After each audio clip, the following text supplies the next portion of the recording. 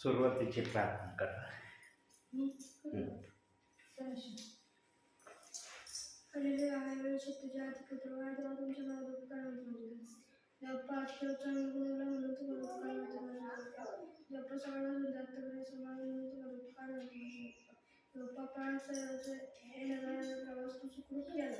म्हणून तू करशील देवपाची गाणे वचन प्रार्थना होणार येतो ते आशीर्वादित कर माझे देवपा तू प्रार्थनेमध्ये तू म्हणलेला आहे जिथे योग वाचत आहे तिथे मी हजर आहे देवपा याला मी 5 जण आहे देवपा तुम्ही 10 जण आहेत माझे म्हणून तुम्हाला उपकार वाटत माझे तुमच्या गोडीवर आत्मा पूर्ण जाईल. आमेन. गाडी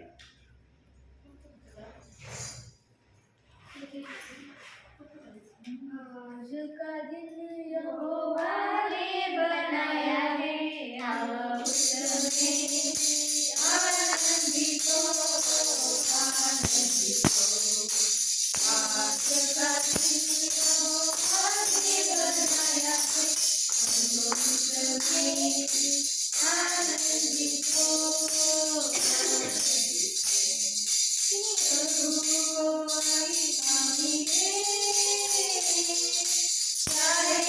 हो.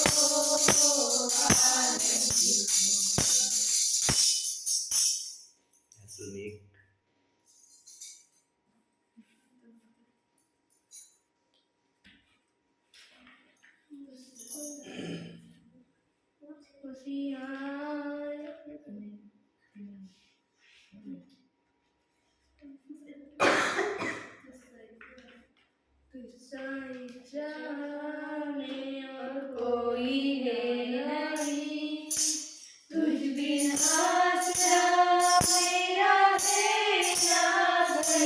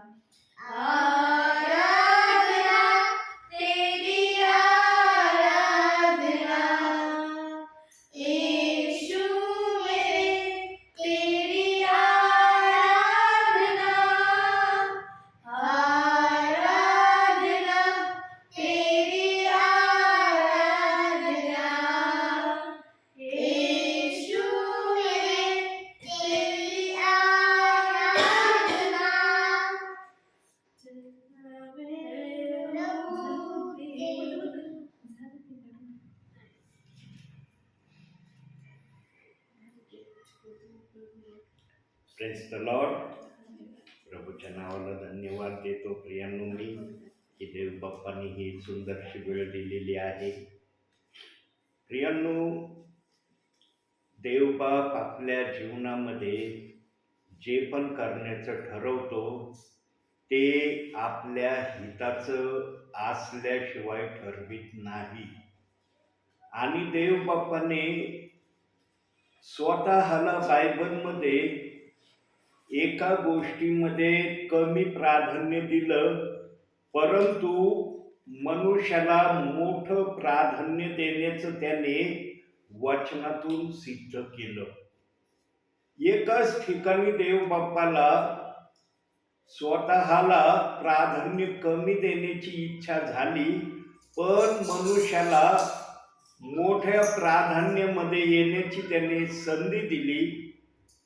देवबाप्पाला त्या गोष्टीतून काय दाखवायचं होतं किंवा देवबाप्पाला त्या गोष्टीतून काय मनुष्य मात्रांना कळवायचं होतं. कारण प्रियांनो, देवबाप्पाला हे सिद्ध करायचं होतं त्या एका गोष्टीतून की माझं प्रेम मनुष्यावर किती मोठं आहे हे त्या वचनातून देवबाप्पाने प्रमाणित केलेलं आहे. तर ते कोणतं वचन आहे पाहूया आपण. योहान शुभवर्तमान 14वा अध्याय 12वं वचन. बघा तिथं काय लिहिलंय. योहान शुभवर्तमान 14वा अध्याय 12वं वचन.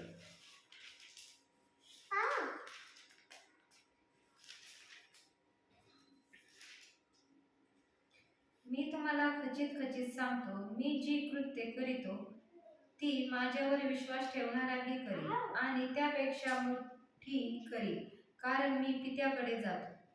बघा खालच्या चरणामध्ये तो म्हणत आहे, मी जी कृत्ये करीतो ती माझ्यावर विश्वास ठेवणारा करील आणि त्यापेक्षा मोठी करील, कारण मी पित्याकडे जातो. प्रियांनो, देवबाप्पाने पित्याकडे जाण्या अगोदर मनुष्य मात्राला हा मोठा अधिकार दिला.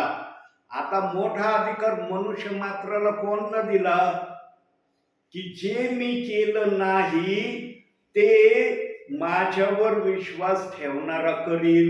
बघूया जरा वचनातून आपण त्याला प्रेषितांची कृत्य 5वा अध्याय 15वं वचन, 15 आणि 16. इतके की लोक दुखणेकरांना रस्त्यात आणून पलंगावर आणि खाटावर ठेवत, यासाठी की पेत्र येत असता त्यांची सावली तरी त्याच्यातील काही जणांवर पडावी. आणखी यरुश्लेमेच्या आसपासच्या चहूकडल्या गावातून लोकसमुदाय दुखणेकरांना व अशुद्ध आत्म्यांनी पिडलेल्यांना घेऊन तेथे येत असत आणि ते सर्व बरे होत असत. बघा प्रियांनो, येशू ख्रिस्ताने आपल्या सेवा कार्यामध्ये कधी आम्ही कुठं वाचन केलं का की येशू ख्रिस्ताची सावली कोणा आजारावर पडली आणि तो बरा झाला? कुठंच अख्ख्या बायबलमध्ये 4 शुभवर्तमानामध्ये आणि नंतरच्या पुस्तकांमध्ये सुद्धा कुठं असा वर्णन उल्लेख आलेला नाही की येशू ख्रिस्ताने अशा एखाद्या ठिकाणी एखाद्या आजारांवर येशू ख्रिस्ताची सावली पडली आणि ते बरे झाले. परंतु पेत्राच्या बाबतीत या ठिकाणी देवबापाने सांगितलेलं आहे की पेत्राची सावली अंगावर पडावी म्हणून आजारी लोक पेत्र ज्या वाटेने येत असत त्या वाटेची लोकांना माहिती मिळतात. ते आजारी लोकांना रस्त्यावर कॉटवर आणून झोपवित होते आणि पेत्राची सावली त्यांच्या अंगावर पडेल अशा प्रकारे हे आजारी लोक एका लाईन मध्ये सर्वत्र येऊन थांबायचे. आणि पेत्र जेव्हा त्या वाटेने यायचा, पेत्राची सावली ज्यांच्या अंगावर पडली ते लगेच बरे झाले. पण येशू ख्रिस्ताविषयी येशू ख्रिस्त स्वतः म्हणतो की जे पेत्राच्या द्वारे झालं अशा प्रक्रियेने मी कोणालाही बरं केलं नाही. कोणाविषयी माझ्याबद्दल असं लिहिलेलं नाही. प्रियांनो, यातून येशू ख्रिस्ताला काय प्रमाणित करायचं आहे? कोणत्या गोष्टीला तो सांगण्याची अपेक्षा करतो? मनुष्य नेहमी प्रभूच्या आज्ञेमध्ये राहावा, मनुष्य नेहमी अनुशासनामध्ये वाढावा आणि आणि मनुष्य नेहमी व्यवस्थेमध्ये स्वतःला कसं ठेवता येईल या गोष्टीकडे मनुष्याचं लक्ष असावं. या प्रामुख्याने 3 गोष्टी येशू ख्रिस्ताने त्या एका वचनातून आपल्या विश्वासणाऱ्यांकरता बोललेले आहेत. परंतु वचनामध्ये तसा उल्लेख केलेला नाही की माझ्यावर विश्वास ठेवणारा माझ्यापेक्षाही मोठी चिन्ह चमत्कार करेल. या गोष्टीला प्रमाणित करण्यासाठी येशू ख्रिस्ताने हे मनामध्ये ठेवून पेत्राला अशा प्रकारे आजारी लोकांना बरं करण्याचा अधिकार दिला. परंतु बायबलमध्ये या गोष्टीचं प्रमाण का नाही दिलं? ही गोष्ट देव बाप्पांनी गुप्त का ठेवली ते पण आपण जरा बघू बायबलमधून. योहान शुभवर्तमान 21वा अध्याय 25वं वचन. येशूने केलेली दुसरी ही पुष्कळ कृत्य आहे. ती सर्व एक लिहिली तर लिहिलेले पुस्तके या जगात थांबणार नाहीत असे मला वाटते. या कारणामुळं येशू ख्रिस्ताने पेत्राला ज्या गोष्टीवरचा अधिकार दिला त्या गोष्टीला गुप्त ठेवण्यामाग हे प्रामुख्याने कारण होतं. पण हे कारण येशू ख्रिस्ताने बायबलमध्ये विदित केलेलं नाही. प्रियांनो, अंतिम समय लागलेला आहे ना. सगळेजण म्हणतात आता अंतिम समय लागलाय, प्रभूचं येणं आता होणार आहे. प्रियांनो, प्रभू आपल्या ठरलेल्या वेळेमध्ये येणार आहे. त्याला आपली वेळ, आपला समय ठाऊक आहे. तो त्या समयामध्ये आम्हाला घेऊन जाण्यासाठी येणार आहे. पण आज आम्ही जे प्रभूच्या नावाने या भूतलावर विश्वास ठेवून प्रभूमध्ये चालत आहोत, आमची तयारी कुठपर्यंत आम्ही केलेली आहे, कुठपर्यंत आम्ही तयारीत उतरलेलो आहोत, किंवा कोणत्या तयारीमध्ये आम्ही स्वतःला आणण्याची तयारी प्रभूला दाखवित आहोत. प्रियांनो, हा अंतिम समय, अगदी शेवटचा समय आमच्यासाठी प्रभूने राखून ठेवलेला आहे. या समयानंतर समय नाही. प्रियांनो, जसा आम्ही एखादा जुना कपडा झाला म्हणजे त्याला टाकून देतो आणि नवीन कपडा आमच्या शरीराकरता घेतो, तसं प्रियांनो आम्ही आमचं जे जुनं जीवन आहे ना, काही जण आजही जुन्या जीवनाला घेऊन प्रभूमध्ये चाललेले आहेत. रूढी परंपरेला निदान अंतिम समयामध्ये तरी गुड बाय करणं गरजेचं आहे. रूढी परंपरा हे तुम्हाला स्वर्गामध्ये कदापि घेऊन जाऊ शकत नाही. या रूढी परंपरेमध्ये जे पण आज चाललेले आहेत, किमान अंतिम समयामध्ये तरी देव बाप्पाची इच्छा आहे की तुम्ही या गोष्टींना सोडून द्यावं आणि पूर्णपणे प्रभूवर तुम्ही अवलंबून राहावं. प्रियांनो, आमच्यासाठी ज्या प्रभूने वधस्तंभावर आपला प्राण दिला, त्याच्या मागे त्याची एकच अपेक्षा होती की मी तुमच्यासाठी इतका मोठा त्याग करत आहे, तर तुम्ही माझ्या सांगण्याप्रमाणे करण्याच्या प्रक्रियेमध्ये असावं. आता 40 दिवसाचे उपवास अगदी थोड्या दिवसांनी सुरू होणार आहेत, है ना? होणार आहेत ना? 40 दिवसामध्ये प्रत्येक जण स्वतःला प्रभूच्या राज्याकरता 40 दिवसामध्ये होईल तेवढं नम्रतेमध्ये येण्याचा प्रयत्न करील. प्रभूसाठी 40 दिवसामध्ये जे पण करणं शक्य होईल ते करण्यापासून ते माघार घेणार नाहीत. सगळ्या गोष्टी ते 40 दिवसामध्ये प्रभूसाठी करण्याची तयारी दाखवतील. पण प्रभू तुम्हाला आज विचारित आहे, तुम्ही 40 दिवसाचे उपवास धरणार आहात. कुणी आठवड्यातून एकदा धरतं, कुणी रोज धरतं. ज्याला जशा ज्या प्रकारे उपवास धरणं शक्य होईल तसा उपवास प्रत्येक जण धरतो. पण प्रियांनो, तुमच्या त्या उपवासामध्ये जर तुम्ही काही अपेक्षा ठेवून उपवास धरला नाही तर त्या उपवासाचा काही उपयोग नाही.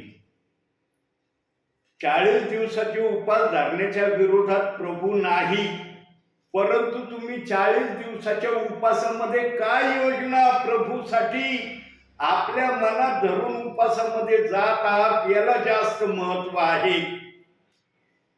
काही जण येशू ख्रिस्त 40 दिवस उपाशी राहिला म्हणून मी पण 40 दिवस उपाशी राहतो, उपवास धरतो, अशा अनुषंगाने चालले. तुमच्या उपवासामध्ये हेतू आणि उद्देश असला पाहिजे, मी का उपवास धरत आहे, मला 40 दिवसाचा उपवास धरण्याची गरज का पडत आहे, मी 40 दिवसाचा उपवास धरत आहे, मी काय योजना आखली आहे, काय मनामध्ये इच्छा धरली आहे आणि त्या इच्छेला धरून मी उपवास करत आहे. जर या गोष्टी तुमच्या उपवासामध्ये नाही प्रियांनो, तर देवबाप म्हणशील माझ्या नावाने तू उपवास धरला पण तू आपली इच्छा काही प्रगटच केली नाही. प्रियांनो, आपली इच्छा त्या उपवासामध्ये असली पाहिजे आणि असा विश्वास तुमचा असला पाहिजे की जी इच्छा मी 40 दिवसाच्या उपवासामध्ये धरली आहे प्रभूकड, ते मला मिळालंच आहे. आणि जर तुम्हाला ते मिळालं तर तुमचा तो उपवास धरणं काहीतरी देवाच्या नजरेमध्ये योग्य आहे आणि तुम्हाला पण त्या उपवासाने काहीतरी मिळालं याचं समाधान तुम्हाला होईल. नाही तर जगातले लोक विश्वासणारे उपवास धरतात म्हणून मी पण उपवास धरलाय. तुमच्या उपवासाला अर्थ असला पाहिजे. बिना अर्थाचा उपवास धरू नका प्रियांनो. आज कित्येक जण बिना अर्थाचा उपास वर्षानुवर्ष प्रभूच्या नावाने धरत आहेत, म्हणून प्रभूचं त्यांना सांगणं आहे. प्रभू सांगत आहे. 2 वचन आपण पाहणार त्याच्यासाठी. प्रभूच्या सांगण्यामागं 2 गोष्टी आपण पाहणार आहोत. पहिलं वचन आपण पाहूया. कलसेकराचं पत्र 1 अध्याय 26वं वचन. कलसेकराचं पत्र 1 अध्याय 26वं वचन.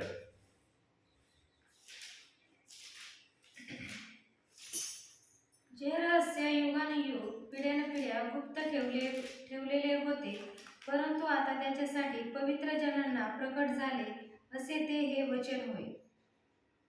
प्रियांनो, देवाचा आत्मा म्हणतो उपास धरणाऱ्यांच्या मनामध्ये जे असायला पाहिजे उपासाबद्दल ते त्यांच्या मनात नाही. हे देखील मी अंतिम समयात माझ्या सेवकाच्या मुखातून प्रगट करीन. पण त्या सेवकाच्या मुखातून प्रगट होईल ज्याला देव बाप्पाने पवित्र केलं आहे. प्रियांनो, आम्हाला माहिती नाही कोणता सेवक पवित्र आहे किंवा कोणत्या सेवकाला पवित्र देव बाप्पाने केलेलं नाही. जे देवाच्या हाताने पवित्र झाले आहेत त्यांच्या मुखातून देव बाप्पाचे रहस्य, देव बाप्पाचे गुज जसे पण देव बाप्पाला सांगणं शक्य आहे विश्वासणाऱ्यांना समजण्यासाठी, त्या प्रकारे देवाच्या सेवकाच्या मुखातून ते निघल्याशिवाय राहणार नाही. प्रियांनो, देव बाप्पाने अंतिम समयामध्ये आपल्या मनामध्ये जे काही योजलेलं आहे, ज्या सेवकांच्या मुखातून, सेविकांच्या मुखातून, ब्रदरांच्या मुखातून सांगणं त्यांनी ठरवलेलं आहे, ते आज या पृथ्वीच्या पाठीवर निरनिराळ्या ठिकाणी चाललंय. देवाचा आत्मा आपल्या पद्धतीने प्रत्येक ठिकाणी त्याला जे पण सांगणं योग्य वाटतंय ते उलगडून तो गुजाच्या द्वारे, रहस्याच्या द्वारे विश्वासणाऱ्यांना कळवित आहे. ही झाली पहिली गोष्ट. आता दुसरी गोष्ट पाहूया. प्रभूच्या बोलण्यामागं 2 गोष्टी बोललो होता ना प्रभू. आता पहिली गोष्ट तुम्ही ऐकली. दुसरी गोष्ट पाहूया. मत्तेकृत शुभवर्तमान 7वा अध्याय 7वंच वचन.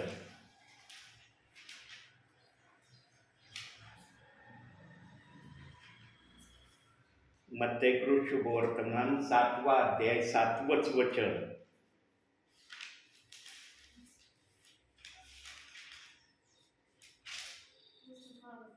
वाचा लवकर लवकर, टाइम चालला. मागा म्हणजे तुम्हाला दिले जाईल, शोधा म्हणजे तुम्हाला सापडेल, ठोका म्हणजे तुमच्यासाठी उघडले जाईल. बघा, विश्वासणाऱ्यांना सर्वात मोठा इशारा आणि बोध प्रभू म्हणतो, तू उपास धरत आहे, तुझ्या उपासामध्ये विश्वास आहे, नम्रता आहे, तुझ्या उपासामध्ये आज्ञा धारकता हे पण मला दिसत आहे, पण तुझ्या उपासामध्ये माझ्याकडे मागण्याची तयारी नाही. आणि काही जण मागतात तर त्यांना असं वाटतं की मी जे मागत आहे ते मला मिळतं का नाही, देव बाप मला ते देतो का नाही, देव बाप्पाला ते देणं आवडतं का नाही. प्रियांनो, कधीही आमच्या मागण्यामध्ये शंका नसली पाहिजे. जे प्रभूला प्रार्थनेमध्ये जे काही मागत असतील, आता विश्वासणारा काय मागत असेल प्रभूला ते मला सांगता नाही येणार, पण जे काही मागत आहे ना विश्वासणारा, त्याने कधी शंका आणू नये. अरे हे होईल का, असं प्रभू माझ्यासाठी करील का, प्रभूला हे करण्यामध्ये आनंद येईल का. प्रभूने आपला प्राण जर आमच्यासाठी दिलाय ना प्रियांनो, तर त्याने हे प्रमाणित केलं की मी तुमच्यासाठी कोणत्याही हद्दीपर्यंत कोणतीही गोष्ट करण्याची माझ्या मनाची तयारी आहे. म्हणून तो बोध आणि इशारा काय देतो. मार्क शुभवर्तमान 11वा अध्याय 24वं वचन. बघा तिथं काय लिहिलेलं आहे. 11वा अध्याय 24वं वचन.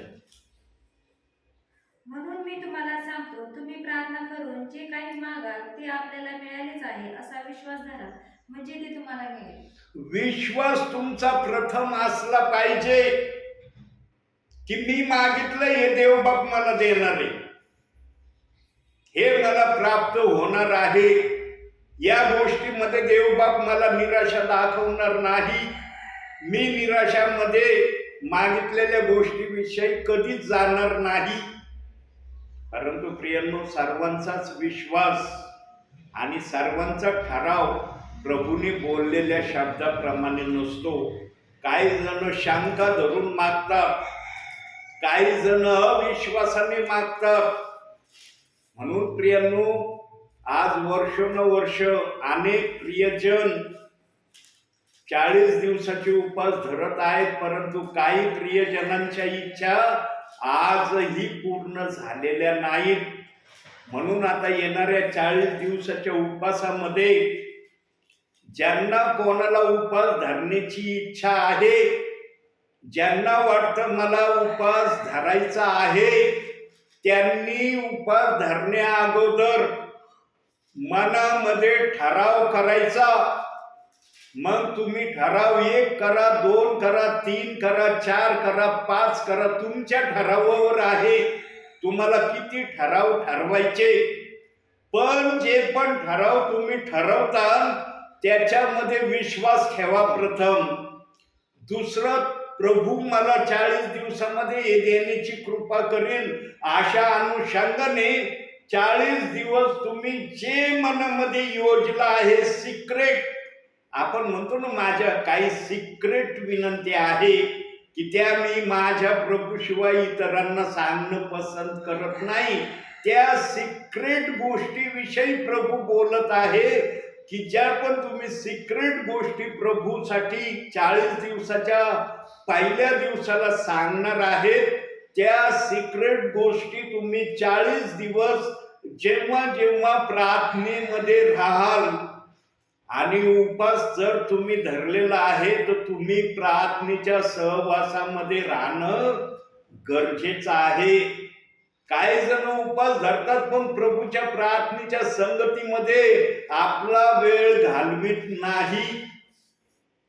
उपास धरल्यावर प्रियांनो, कमीत कमी तुमची दिवसभरामध्ये उपास सोडण्याच्या अगोदर पर्यंत 3 वेळेस वैयक्तिक प्रार्थना झालेली असली पाहिजे.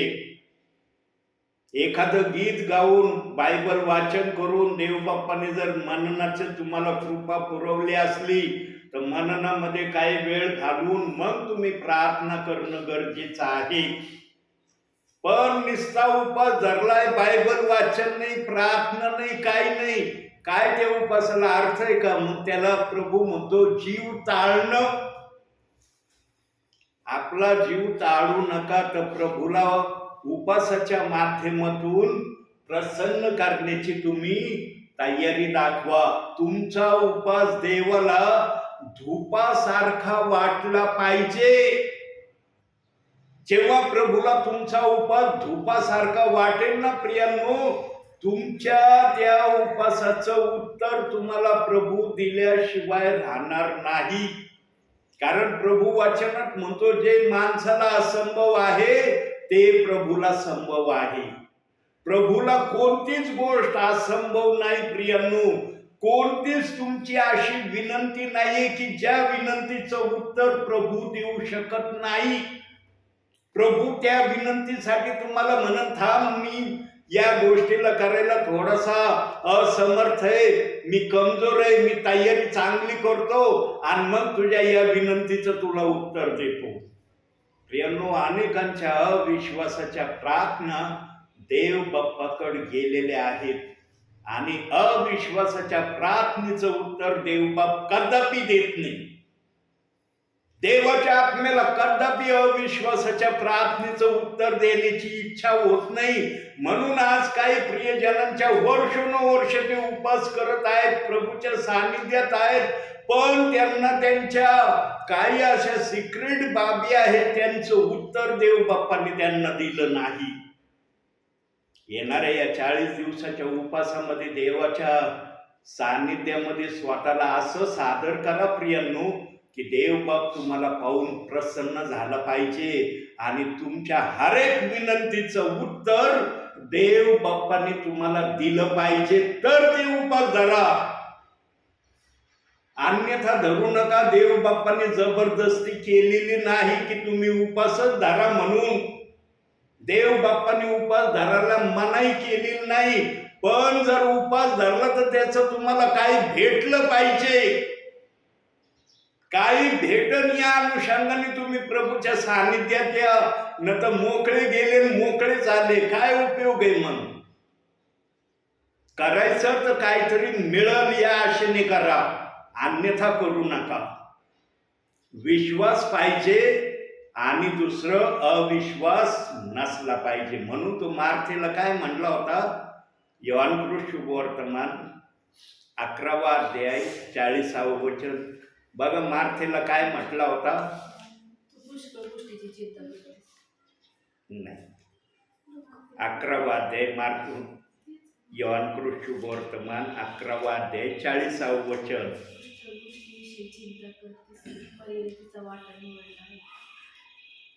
येशूने तिला म्हटले, तू विश्वास ठेवशील तर देवाचे गौरव पाशील, असे मी तुला सांगितले नव्हते का? येशू ख्रिस्त मार्थेला का या गोष्टीविषयी बोलला?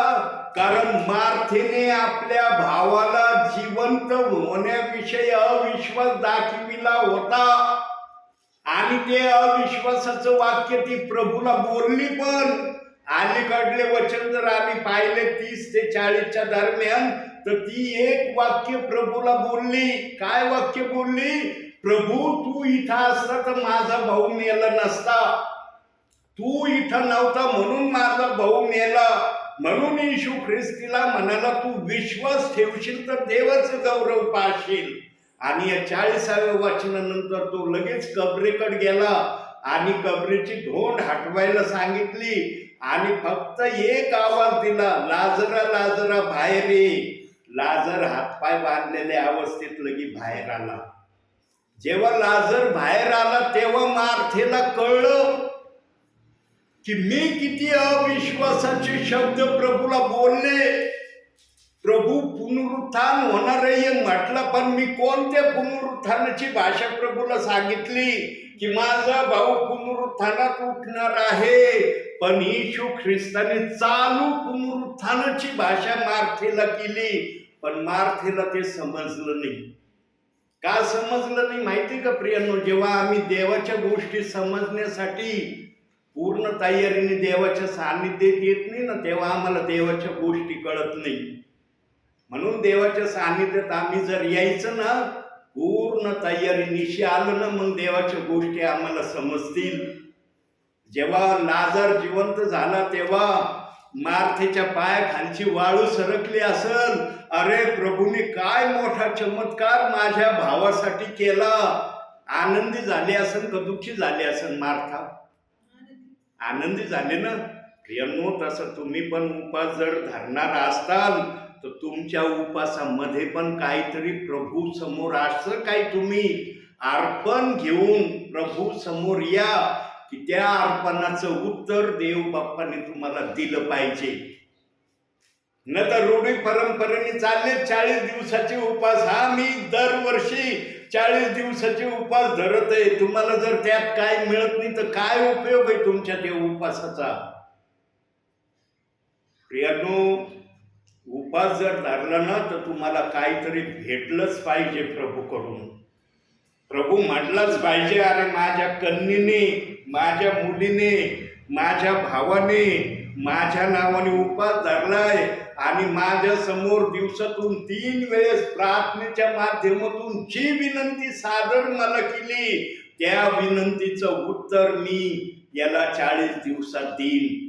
प्रभूला तुम्ही कन्व्हिन्स करणारे झाले पाहिजे उपासामध्ये. प्रभू पण तुमच्या कन्व्हिन्सीकडे लक्ष देऊन त्या प्रकारे करण्याची तयारी प्रभूंनी दाखवली पाहिजे. मार्था म्हणली का त्या 11व्या अध्यायामध्ये, प्रभू तू माझ्या भावाला जिवंत कर म्हणून? एकही शब्द नाही मार्थेचं त्या ठिकाणी की माझ्या भावाला तू जिवंत कर म्हणून. पण येशू ख्रिस्ताने तिच्या मनाच्या योजनेपेक्षा मोठा चमत्कार केला. मार्थेच्या डोक्यातही आलं नसेल की माझा भाऊ आज जिवंत होणार आहे, माझ्या भावाला मी आज जिवंत पाहणार आहे, त्याच्याबरोबर मी बोलणार आहे, त्याच्याबरोबर मी फार दिवसानंतर जेवण करणार आहे. विचारच केलेला नव्हता मार्थेने. पण देव बाप्पाने जे असंभव अशक्य मार्थेच्या डोक्यामध्ये होतं, त्याच्या पुढची प्रक्रिया येशू ख्रिस्ताने करून दाखवली. आणि करण्या अगोदर तो म्हणला, विश्वास ठेवशील तर देवाचं गौरव पाहशील. प्रियांनो, देवाचं गौरव दाखवायला देव सदैव तयार आहे.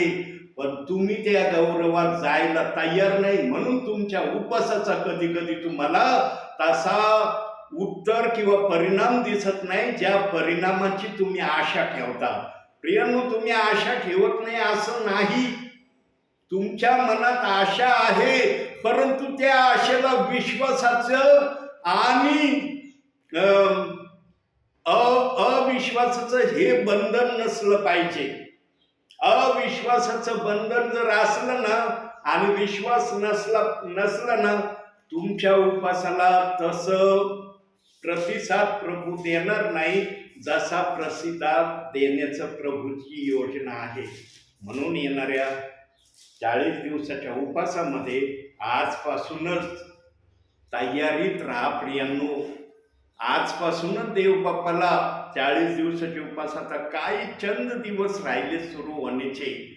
त्या उपासाची सुरुवात होण्या अगोदर ज्या पण योजना, ज्या पण विनंत्या, ज्या पण प्रार्थना तुमच्या मनामध्ये तुम्ही ठरवल्यात, त्या प्रार्थनेचे उत्तर तुम्हाला 40 दिवसात भेटले पाहिजे. अशा तयारीने उपासामध्ये जाण्याची तयारी करा. देव बाप उपास धराच म्हणून ही जबरदस्ती करत नाही. पण जर तुमच्या मनाची तयारी असेल की मला उपास धरायचे आहे, तर उपासामध्ये तुम्हाला काहीतरी भेटल याच्या अपेक्षेने उपासात जा. अन्यथा जाऊ नका. निस्ता जीव टाळण्यासाठी उपास कुणी धरू नका. एखाद्याला वाटण मी जीव टाळलाय, देवबाप मला काही देईल. प्रियांनो, उपासामध्ये तुमच्या मागण्या देवाला आभार प्रदर्शनासह तुम्ही कळवल्या पाहिजे. आणि त्याच्यासाठी तुम्ही उपासामध्ये प्रत्येक दिवशी तीन वेळेस वैयक्तिकरित्या प्रभूच्या सानिध्यामध्ये स्वतःला अनुभवलं पाहिजे. 3 वेळेस जो वैयक्तिकरित्या उपासामध्ये प्रार्थनेत राहील ना प्रियांनो, त्याची विनंती कधीच प्रभू नाकारणार नाही. त्याच्या विनंतीचं मग ती 1 विनंती असू द्या, 10 विनंती असू द्या, त्या प्रभू त्याचं उत्तर दिल्याशिवाय तुम्हाला राहणार नाही. तुम्हाला पण त्या उत्तर मिळाल्यावर तुम्ही पण आनंदी उत्साही झाल्याशिवाय राहणार नाही. जशी मार्था आपल्या भावाला जिवंत पाहिल्यावर आनंदी उत्साही झाली असेल, तसं तुम्ही पण 40 दिवसामध्ये आपल्या मागण्या घेऊन उपासामध्ये जाण्याची तयारी करा. म्हणून शेवटी एक वचन बघू आणि मग मी या ठिकाणी थांबतो. आता फार बोलणार नाही. काढूया एक वचन. योहान शुभवर्तमान 15वा अध्याय 8व्या वचनाप्रमाणे प्रभू समोर सदैव राहण्याची तयारी तुम्ही प्रभूला दाखवा. 15वा अध्याय 8वं वचन. तुम्ही विपुल फळ दिल्याने माझ्या पित्याचे गौरव होते आणि तुम्ही माझे शिष्य व्हाल. सदैव तुम्ही प्रभूचे शिष्य आहात याचा अनुभव आपल्या जीवनामध्ये प्रतिदिवशी घेतल्याशिवाय राहू नका. म्हणून आजच्या या छोट्याशा संदेशातून देवबाप तुम्हाला आणि मला भरपूर आणि भरपूर आशीर्वाद देऊ. आमेन. करा डोळे बंद. प्रार्थनेमध्ये कोणी डोळे उघडायचे नाही प्रियांनो. आपण मोजून 4 ते 5 सेकंद शांत राहणार आहोत. आपल्या मनाला, आपल्या अंतःकरणाला आपण स्थिर करू. मग आपण प्रार्थनेत जाणार आहोत.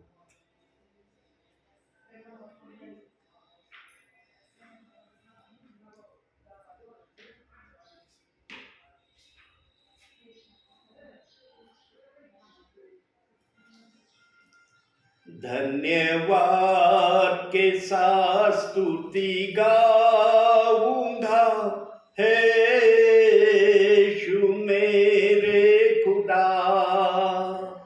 उपकार है तेरे बेशुमार, कोटि कोटि स्तुति धन्यवाद। धन्यवाद के साथ स्तुति गाऊंगा, हे यीशु मेरे खुदा। उपकार है तेरे बेशुमार, कोटि कोटि स्तुति धन्यवाद। योग्यता से बढ़ के दिया है अपनी दया से तूने मुझे। योग्यता से बढ़ के दिया है अपनी दया से तूने मुझे। मांगने से ज्यादा मिला मुझे, आभारी हूँ प्रभु मैं। मांगने से ज्यादा मिला मुझे, आभारी हूँ प्रभु मैं। धन्यवाद के साथ स्तुति गाऊंगा, हे यीशु मेरे खुदा। उपकार है तेरे बेशुमार, कोटि कोटि स्तुति धन्यवाद।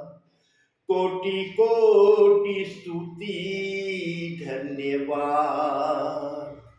कोटि कोटि स्तुति धन्यवाद।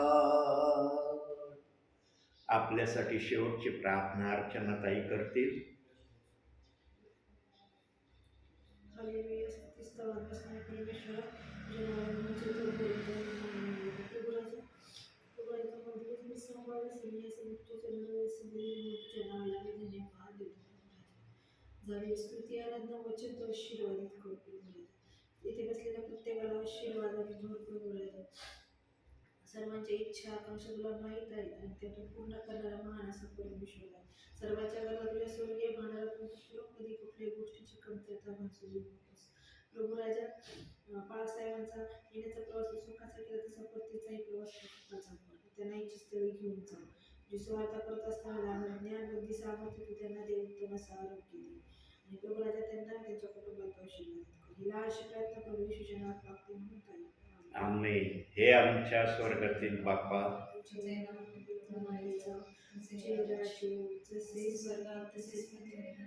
तुझ्या इच्छेप्रमाणे आमच्या रोजची भाकरी आज आम्हाला दे. आणि जसे आमच्या मनात सुचवले आहे तसेच आमच्या मनात असो. आणि आम्हाला सुशिरा तर आम्हाला कर गिराची सामर्थ्य आहे. ही सर्व बात तुझीच आहे. आमेन. प्रभू येशू रक्त की जय.